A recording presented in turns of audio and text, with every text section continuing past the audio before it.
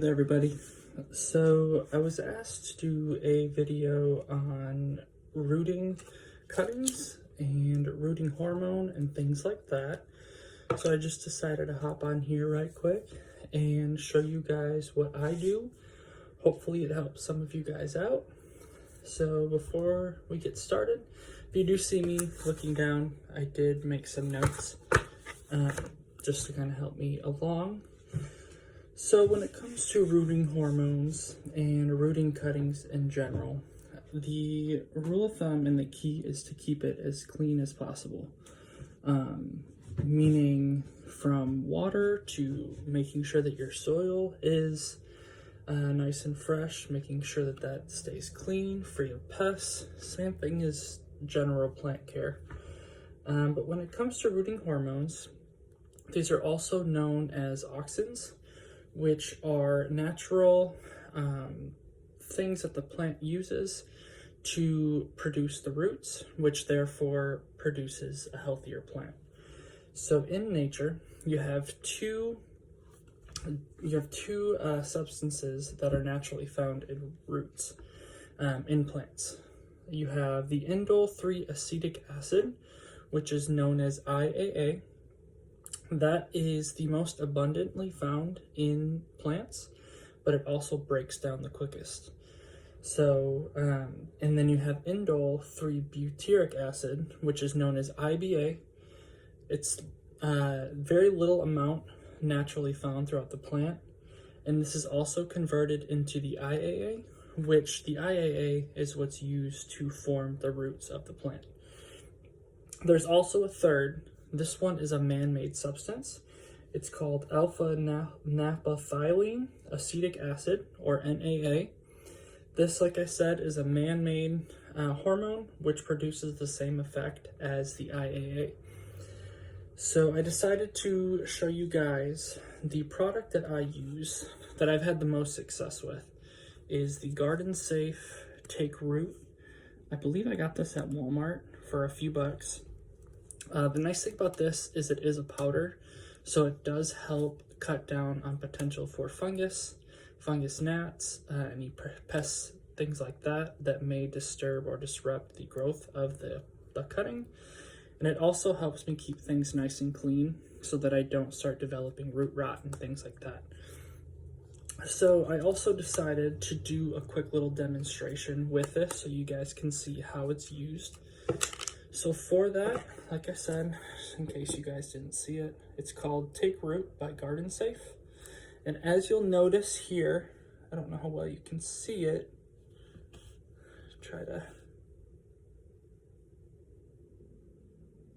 I don't know how well you guys can see that, but listed on here, and on most rooting hormones, you'll have the active ingredients.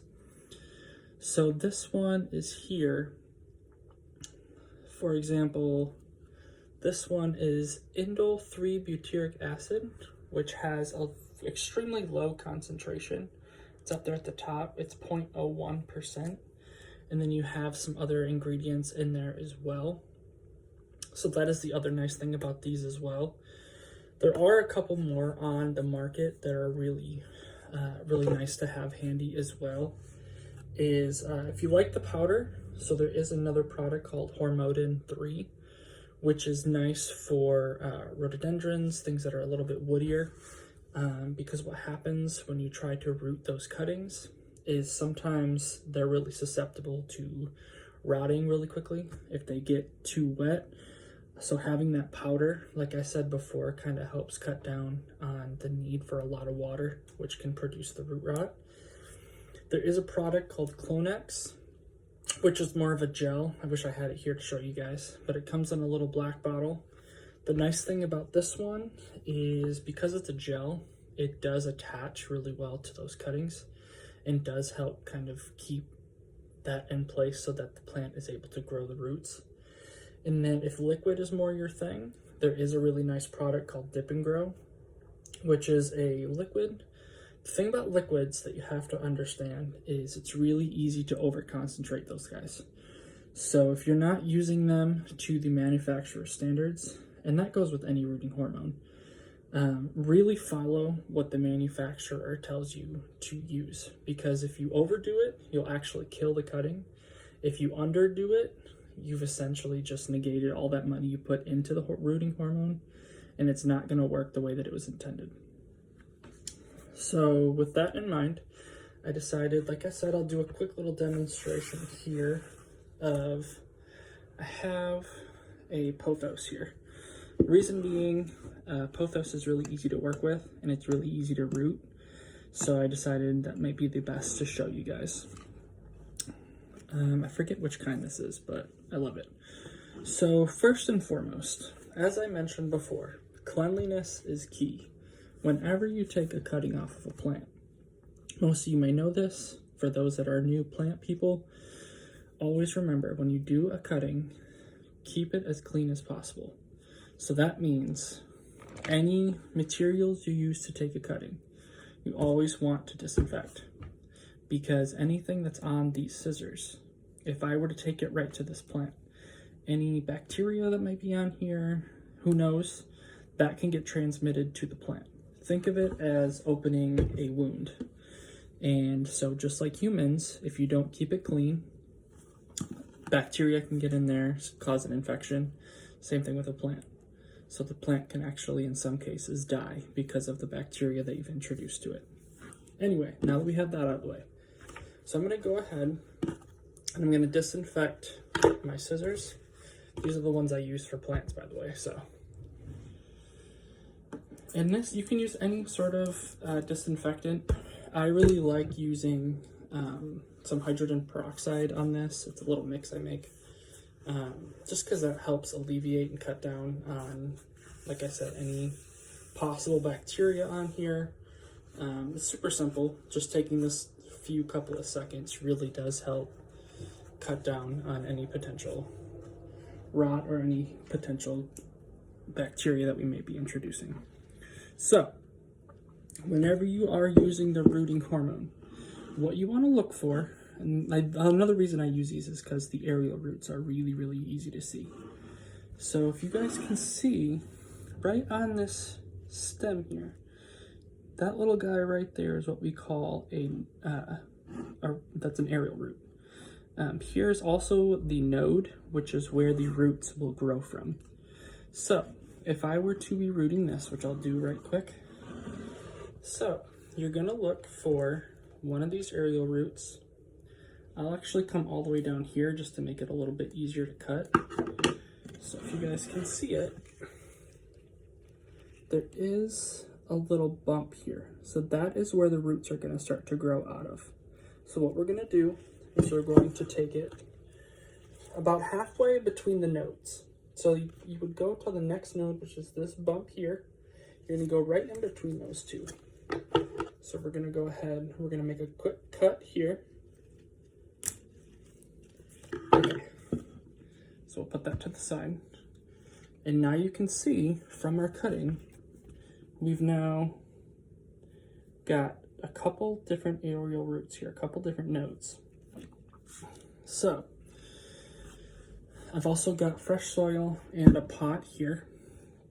So what we're gonna do is, you also want to make sure whenever you use the rooting hormone, which it does say on here, you want to make sure that the ends are slightly moistened whenever you use the rooting hormone. So I'm going to quick get this wet, and I decided to show you guys this one too.